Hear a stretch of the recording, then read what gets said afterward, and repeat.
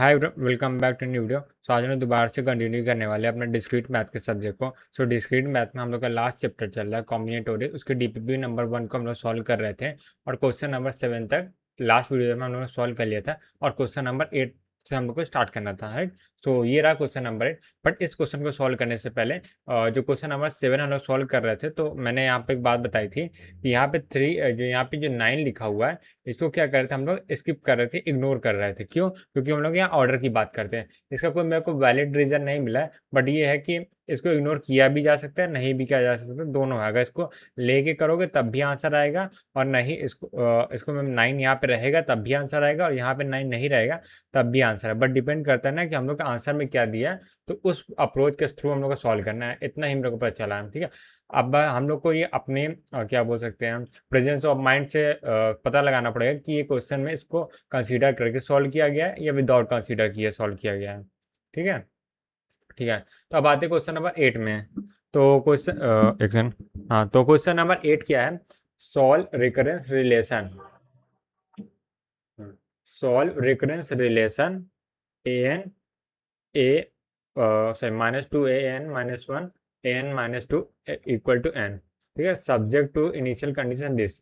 अब इसको सॉल्व करते हैं जैसे बाकी सबको किए वैसे ही हम करते हैं। तो सबसे पहले इक्वेशन बना लेते हैं। तो यहाँ पे an - 2 है, राइट। यहाँ पे आ जाएगा an की जगह टी स्क्वायर आएगा, -2t आ जाएगा, प्लस t आ गया, सॉरी प्लस 1 आएगा ना, क्योंकि ये जीरो हो जाए ए n - 2 यानी ए जीरो आएगा। ए जीरो क्या 1 है, या सॉरी टी की पावर जीरो, सॉरी सॉरी ए जीरो नहीं है, टी जीरो आएगा। टी जीरो की वैल्यू 1 है। तो यहाँ पे क्या आ जाए, एन के लिए हमने क्या रखा है, n+2 रखा था, राइट। तो यहाँ पे n+2 आ जाएगा। Easy easy, right. बस अब उसको सॉल्व कर लेते हैं। तो देखो यहाँ पे दो सोल्यूशन आएंगे, एक कॉम्प्लीमेंट्री फंक्शन आएगा, एक पर्टिकुलर सोल्यूशन आएगा। तो सबसे पहले कॉम्प्लीमेंट्री फंक्शन निकाल लेते हैं। ठीक, कॉम्प्लीमेंट्री फंक्शन इसके लिए क्या आ जाएगा, टी स्क्वायर -2t + 1, इसको मैं जीरो की इक्वल कर दूंगा। या फिर एक काम करते हैं, मैं क्या कर सकता हूँ यहाँ पे, ना ठीक है, सही, नहीं कोई दिक्कत नहीं है, ऐसे है। तो ये क्या लिखा हुआ है, ये हम लोग का लिखा हुआ है t -1 और -1, यानी t-1 का होल स्क्वायर आएगा, right, equal to zero. So t equal to क्या आएगा, -1 तो दो सोल्यूशन इसके आए हैं जो कि सेम है। तो यहाँ पे हम लोग का कैरेक्टरिस्टिक इक्वेशन क्या बन जाएगा, या characteristic function, sorry complementary function क्या बन जाएगा, जिसको हम ए एन बोलते हैं, ए एन ऑफ होमोजीनियस है, तो एच, ये इक्वल आ जाएगा C1 + C2n -1 की पावर n आ जाएगा, राइट। तो यहाँ से हम लोग के कॉम्प्लीमेंट्री फंक्शन आ गया। अब आते हैं पर्टिकुलर सोल्यूशन में। तो पर्टिकुलर सोल्यूशन केस को कैसे सॉल्व करेंगे, तो पर्टिकुलर सोल्यूशन केस में होता है, इसको हम लोग बोलते हैं ए एन ऑफ पी, ठीक है। तो ये हम लोग का आएगा सोल्यूशन ऑफ, एक मिनट, एक कुछ ग्लिच हो गया, मैं स्टार्ट करके आता हूँ, ठीक है। हाँ, तो मैं यहाँ क्या कर रहा था, तो ये हो जाएगा सोल्यूशन ऑफ, ये होता है FN/, मैं लिख ही देते हैं, FN/φn होता है, सॉरी φt होता है, FT बोल सकते हैं, या फिर n का फंक्शन है, सॉरी FN आएगा। तो ये इक्वल टू हो जाएगा सोल्यूशन ऑफ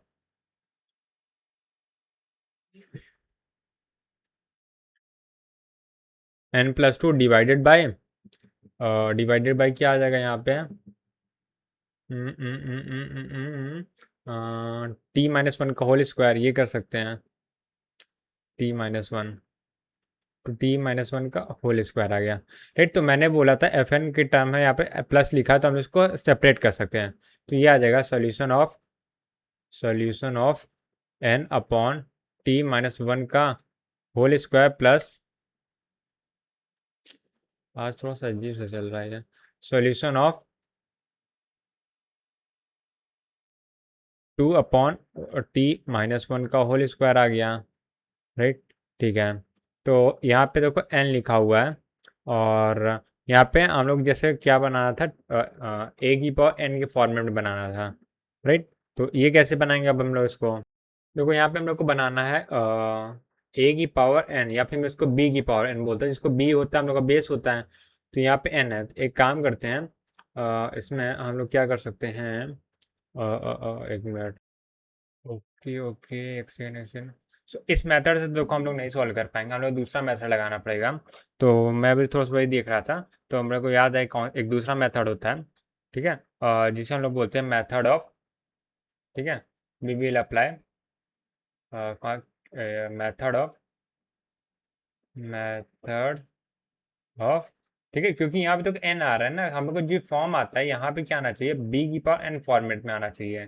जैसे यहाँ पे टू को बाहर ले लेंगे और यहाँ पे वन की पावर एन आ जाएगा, राइट।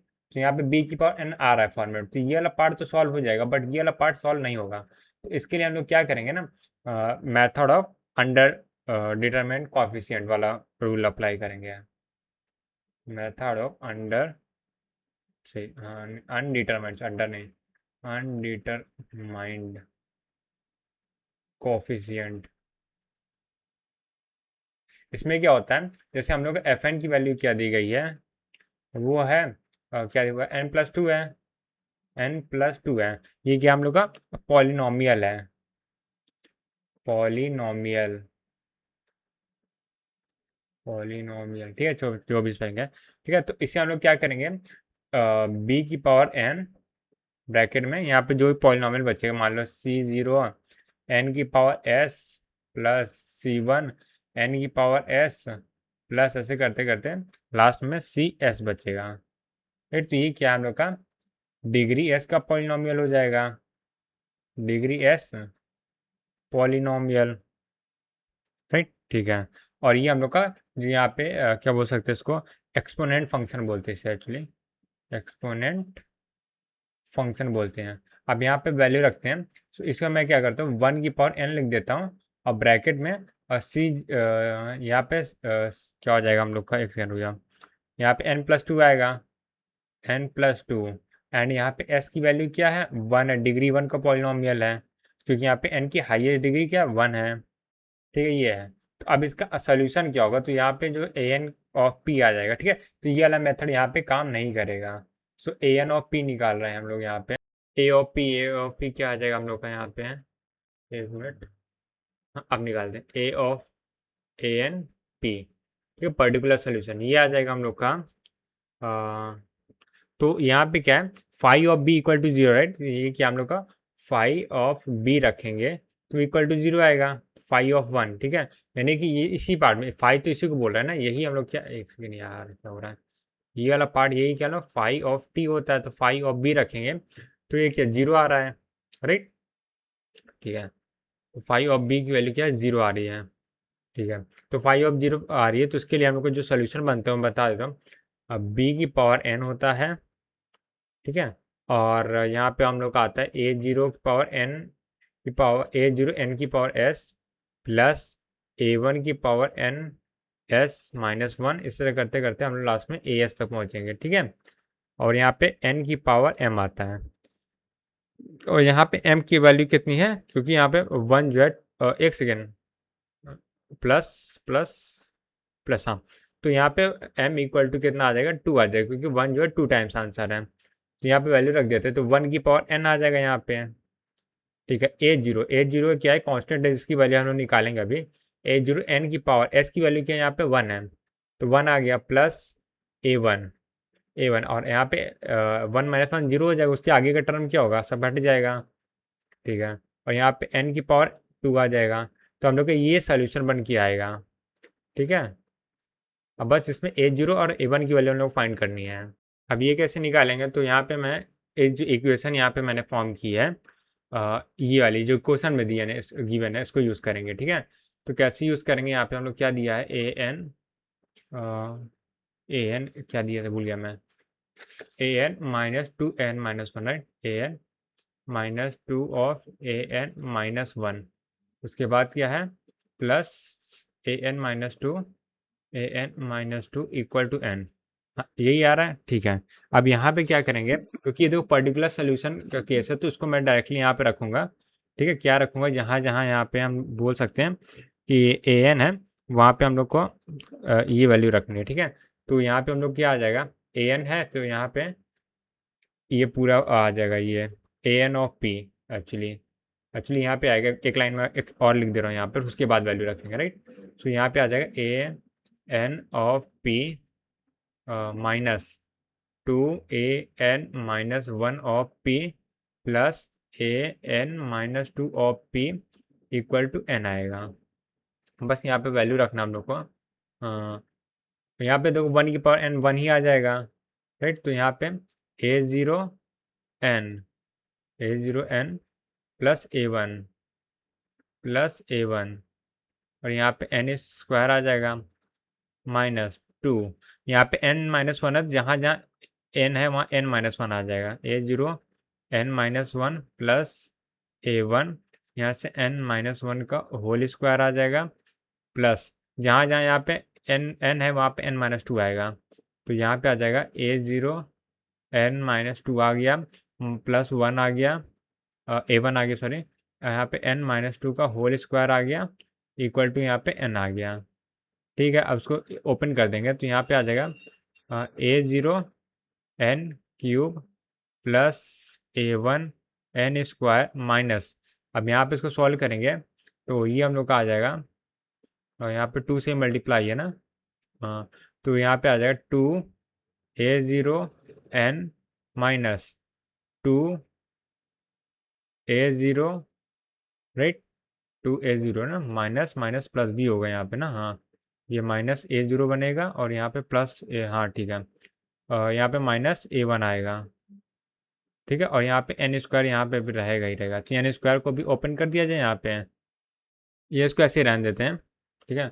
n-1, वैसे तो एक स्टेप सॉल्व करने की ज़रूरत नहीं थी, बट फिर भी ठीक है। a0n-2 नहीं हटाओ, इसको सॉल्व नहीं करते, बहुत लंबा जा रहा है, मतलब फालतू का टाइम वेस्ट हो रहा है, ये फालतू का स्टेप है। तो यहाँ पे अगर मैं n=0 रख दूँ, ठीक है, क्यों, क्योंकि ये राइट हैंड साइड वाला 0 हो जाएगा, तो यहाँ पे 0 रख के देखता हूँ, तो ये वाला पार्ट कैंसिल हो जाएगा, सिर्फ यहाँ पे क्या बचेगा, ये वाला पार्ट पूरा कैंसिल हो जाएगा। ये वाला पार्ट n=0 रखूँगी तो यहाँ 1 आ जाएगा, ठीक है, ठीक है। तो यहाँ पे आएगा -2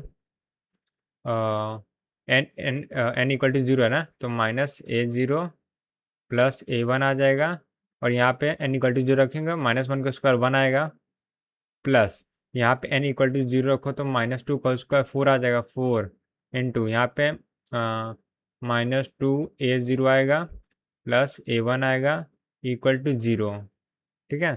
तो यहाँ से 2 से डिवाइड भी कर दो, तो यहाँ से आ जाएगा, यहाँ पे a0 आ जाएगा प्लस एक से माइनस आएगा, -a1 आएगा, ठीक है। 2 से डिवाइड भी कर दिए हैं, प्लस यहाँ पे 2 बचेगा फिर, तो यहाँ पे आ जाएगा हम लोग का 2a1 माइनस यहाँ पे क्या आएगा, 2 आ जाएगा, a0 equal to 0। So a1 यहाँ पे a0 इधर, राइट। सो यहाँ पे बोलेंगे 3a0 इक्वल टू इधर आएगा 1a1 ना, -a1, ठीक है। ये एक इक्वेशन बन जाएगी। ये ऐसे लिखता है, छोड़ो, एक ही साइड लिखे रहते हैं, अब उधर साइड भेजने की जरूरत नहीं है। तो यहाँ पे क्या आ जाएगा, यहाँ पे a1 आएगा ना, a1 -4 plus -3a0 equal to 0, ठीक है। ये हम लोग की एक इक्वेशन आ गया। अब यहाँ पे n मैं 1 रख दे रहा हूँ, ठीक है। n 1 रखूँगा तो यहाँ पे आ जाएगा a0 प्लस a1 माइनस, तो यहाँ पे ये a0 कैंसिल हो जाएगा, राइट, ठीक है। तो यहाँ पे 2a1 आएगा, और ये भी 0 हो जाएगा, सॉरी ये टोटली 0 हो जाएगा, तो ये वाला टर्म ही पूरा गायब हो जाएगा, राइट। ये वाला टर्म पूरा गायब हो जाएगा n=1 रखने पर, तो ये वाला टर्म बचेगा प्लस यहाँ पे n=मैं 1 रख रहा हूँ, तो यहाँ पे क्या आएगा, 1 -2 -1 आएगा, राइट। तो यहाँ पे आ गया -a0 प्लस a1, यहाँ पे 1 रखूँगा तो ये -1 का होल स्क्वायर 1 आ जाएगा, यानी ये हट जाएगा, इक्वल टू 1 आ गया। तो यहाँ से आ जाएगा, देखो a0 से a0 क्रॉस हो जाएगा, यहाँ पे a1 2a1 ना, सो a1 इक्वल टू हाफ आ जाएगा, राइट।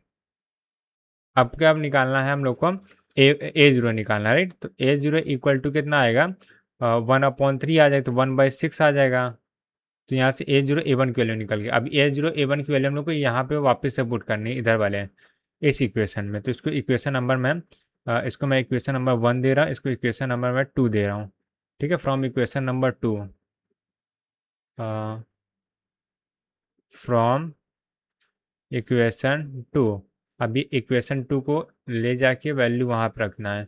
तो क्या इक्वेशन आया था मैं देख लेता हूँ। यहाँ पे क्या A0n आया था और A1 आया था, राइट। तो A0n यानी 1/6 इंटू एन आया था, प्लस A1 आया था 1/2 आ गया था, राइट।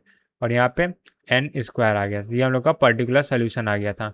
तो यहाँ पे हम लोग कंप्लीट सोल्यूशन कितना आ जाएगा, तो यहाँ पे कंप्लीट सोल्यूशन, ठीक है, वो आ जाएगा हम लोग का यहाँ पे C1 प्लस C2n आएगा, राइट। तो यहाँ पे आ जाएगा C1 प्लस C2n, ये हो गया, प्लस यहाँ पे n/6 plus 1/2 power n square. ठीक है, तो आगे सॉल्व करने से पहले एक बार ऑप्शन चेक कर लेते हैं, कोई ऑप्शन मैच कर रहा है इस तरह से। तो देखो प्लस लगा तो डी तो नहीं हो सकता, ब्लैक से लिखता हूँ, डी तो नहीं हो सकता, राइट। n/6 आ रहा है, n/6 n/2 n/2 n square, ठीक है। और यहाँ पे देखो प्लस आ रहा है, राइट। सो यहाँ पे प्लस, यहाँ माइनस, तो सी भी नहीं हो सकता। या तो वो ए होगा या तो बी होगा। तो ए और बी में एक सेलेक्ट करने के लिए पूरा सॉल्व करना ही पड़ेगा। तो हम लोग कुछ केसेस यहाँ पे दिए गए, A0 की वैल्यू 1 है, A1 की वैल्यू 2 है। तो यहाँ पे A0 की वैल्यू हम लोग को 1 दे दी गई है। तो यहाँ पे A0 n की अगर 0 रखो, यहाँ पे 1 आएगा। तो यहाँ से 1 इक्वल टू यहाँ C1 बचेगा, प्लस n की वैल्यू मैं 0 रखा हूँ, राइट। तो यहाँ पे n की वैल्यू 0 थी, ये पार्ट 0 है, C1 की वैल्यू 1 आ गई डायरेक्टली। यहाँ पे A1 की वैल्यू 2 है, n की जगह मैं 1 रखता हूँ, तो C1 की जगह 1 आ जाएगा, राइट। C1 की जगह मैं 1 रख दूंगा और एक जगह n की जगह मैं 1 रखूँगा। तो यहाँ पे C2 बचेगा, C2 प्लस 1 एक्चुअली बचेगा, प्लस यहाँ पे n की जगह मैं क्या 1 रख रहा हूँ ना, तो 1/6 प्लस 1/2 बचेगा इक्वल टू ये 2 आ जाएगा।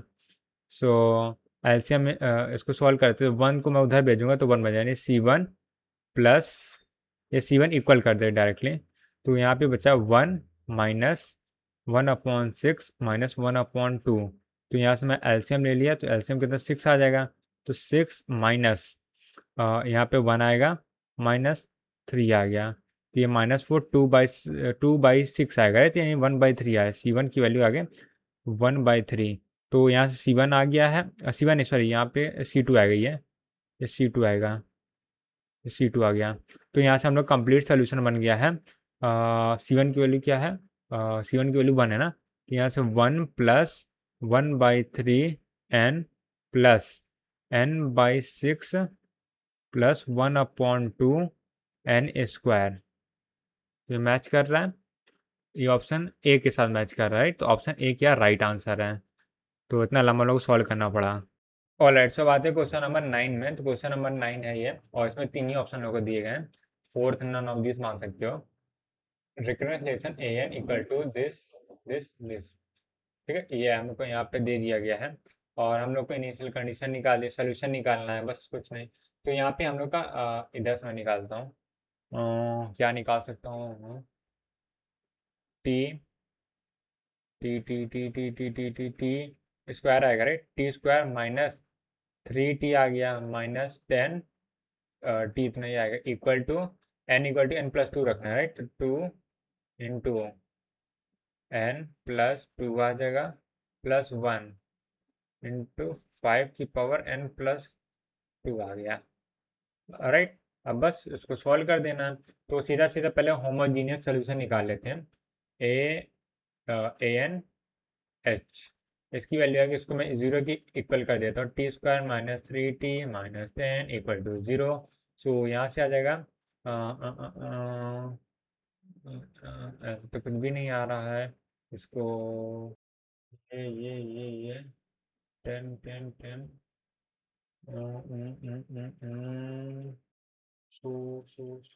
इसका आंसर कितना आ जाएगा, इसका आंसर आ जाएगा मेरे ख्याल से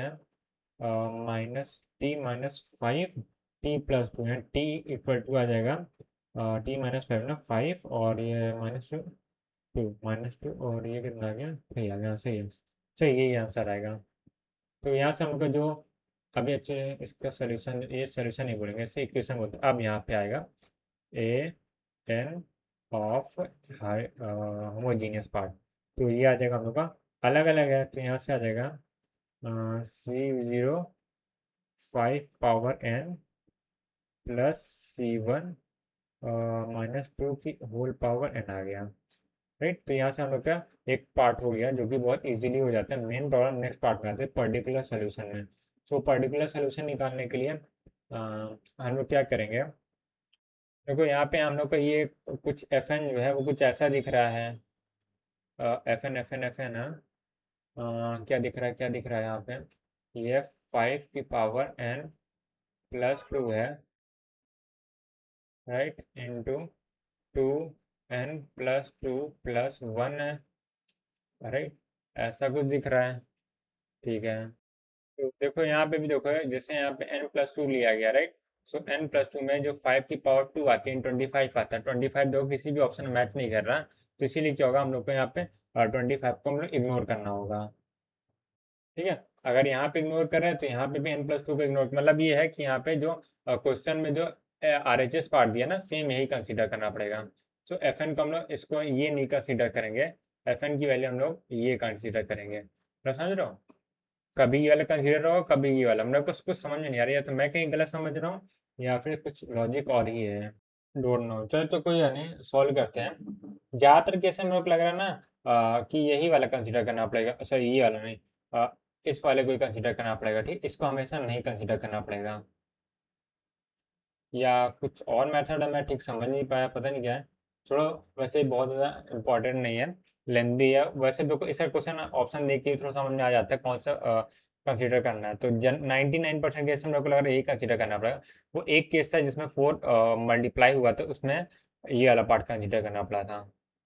तो थोड़ा अब सॉल्व करते हैं, एफ एन की वैल्यू लेंगे यहाँ पे 5 की पावर n 2n प्लस 1, ठीक है। 5 यहाँ पे एक b है, और b क्या सोल्यूशन है, right, solution of five of T, क्योंकि यहाँ पे देखो t इक्वल टू 5 एक सोल्यूशन है, तो यहाँ पे जब सोल्यूशन है तो इसके लिए हम लोग क्या करेंगे, और यहाँ पे मल्टीप्लिसिटी m की वैल्यू कितनी होगी, 1 होगी, राइट, ठीक है। या एम की, हाँ एम की वैल्यू तो 1 ही होगी ना, हाँ सही सही है, एम की वैल्यू 1 होगी। तो वही है जो लास्ट बार सोल्यूशन लिखा था ना, वही यहाँ पे लिखना, क्या लिखना था, यहाँ पे आएगा b की पावर n, ठीक है, और यहाँ पे a0 n प्लस, यहाँ डिग्री कितनी है, 1 ही है ना, हाँ, तो यहाँ पे a1 आ जाएगा, और यहाँ पे n की पावर कितना आ जाएगा, m आता, m की वैल्यू 1 है, ठीक है, m ही लिख देता हूँ यहाँ पे। तो यहाँ से क्या आएगा, b की वैल्यू 5 है, तो 5 की पावर n आ जाएगा, a0 n plus a1 n आ गया, बस यहाँ सोल्यूशन। अब इसकी वैल्यू निकालनी है, तो अब जो ओरिजिनल इक्वेशन दिया उसको मैं वापस लिख रहा हूँ, और वो क्या हम लोग को दिया था, an-3 an-1 -10 an-2 equal to 2n plus 1 5 power n। तो यहाँ पे मैं n की वैल्यू क्या रखने वाला हूँ, an की वैल्यू, ये हम लोग का an और ps की वैल्यू मैं यहाँ पे रखने वाला हूँ। सो यहाँ पे आ जाएगा 5 की power n into a0n plus a1 आएगा, n plus 3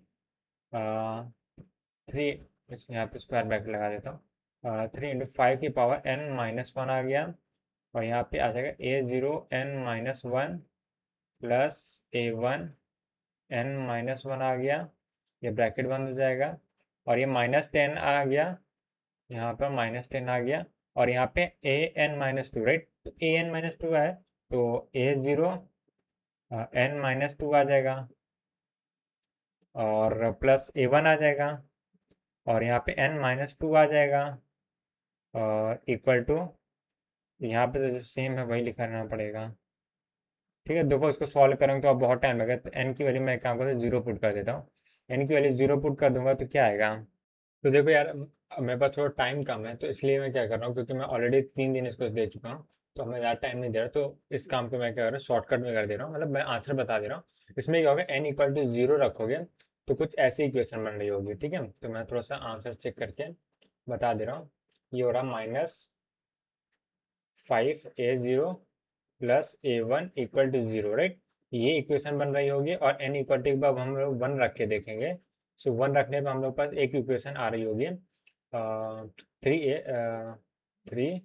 3a0 plus 7a1 equal to 1। हाँ, ऐसी कुछ इक्वेशन आ रही होगी। तो इन दोनों को सॉल्व करके हम लोग पास दो वैल्यूज आएंगी, एक a0 की वैल्यू आएगी, एक a1 की। तो a0 की वैल्यू आएगी 1/38 और a1 की जो वैल्यू आ जाएगी वो कितनी आ जाएगी, वो आएगी 5/38। तो अजीब सी वैल्यू आ रही है। अब इसको पुट करेंगे तो पर्टिकुलर सोल्यूशन आ जाएगा। क्या आ जाएगा यहाँ पे, वो आ जाएगा यहाँ पे, देखो कहाँ गया है सोल्यूशन, हाँ यहाँ पे लिखा 5 की पावर n, 5 की पावर n।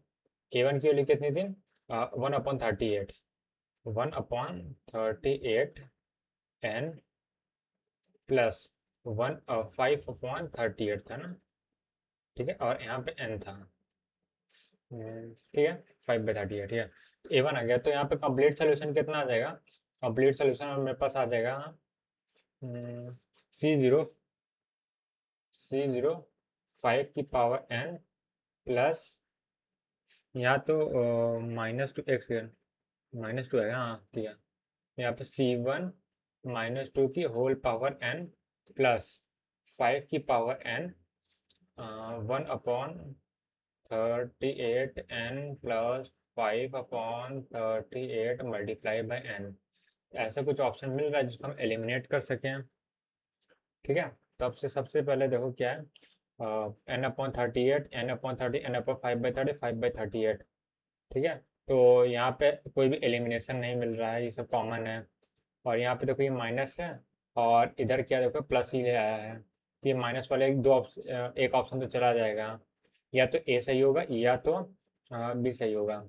और यहाँ -2 यहाँ पे भी है, 5 पे सॉल्व ही करना पड़ेगा, और कोई तरीका है नहीं।